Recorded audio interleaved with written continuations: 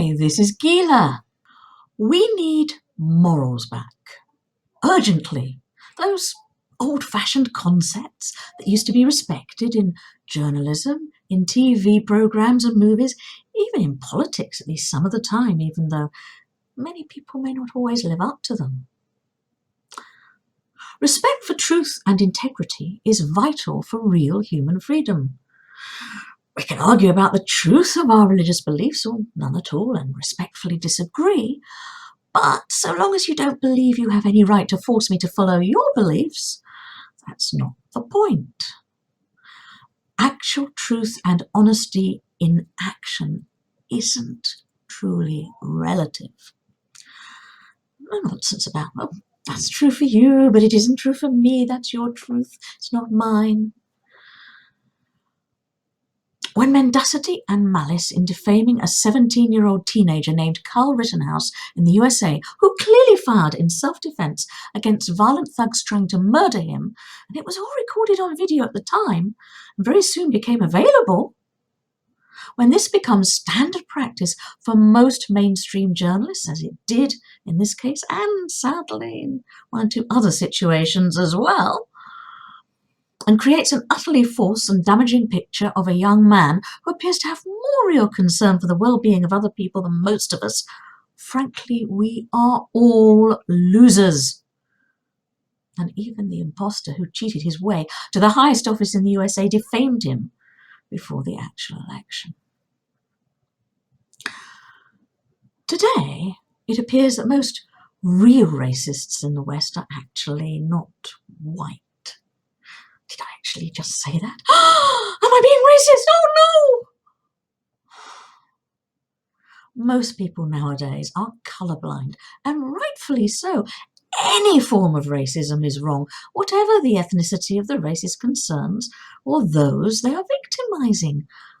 Carl Rittenhouse should never have been brought to trial, but because he was white, he has been treated in a completely vile way by most mainstream media and the justice system in charging him with murder in the first place. But I doubt would ever have happened in similar circumstances if he had been black.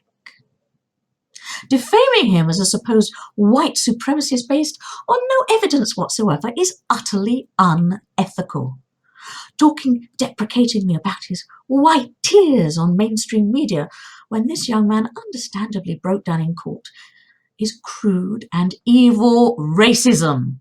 Critical race theory is racist, bigoted, and should have no place whatsoever in education or normative social attitudes. And watch how the appalling murders and injuries caused to a large number of people in a Christmas parade in Wisconsin are blamed on the vehicle by some leftist journalists. Did it drive itself into the crowd and kill several people and injure many others? Rather than the inconveniently dark-skinned driver with a long criminal record.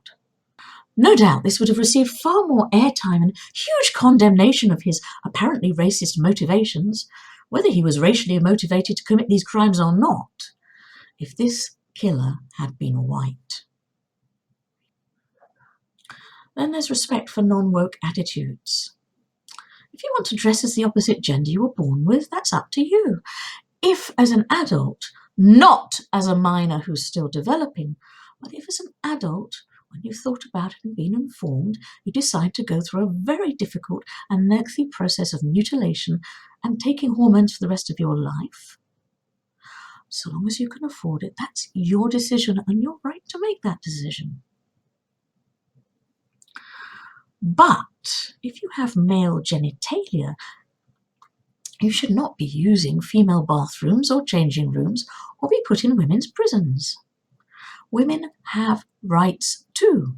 That includes the right not to be raped, where we're supposed to feel safe from such an appalling and deeply damaging violation. And to be able to compete fairly in sports competitions. People born male have an unfair physical advantage over people born female. That's why you had separate sports in the first place for men and women. And no amount of body reshaping as an adult can change that. Of course, there are only two genders. with a tiny minority of genuine intersex human beings, that's obvious biology. Lambasting and punishing other people for stating these biological facts is both absurd and deeply immoral. I could go on, but you get the idea.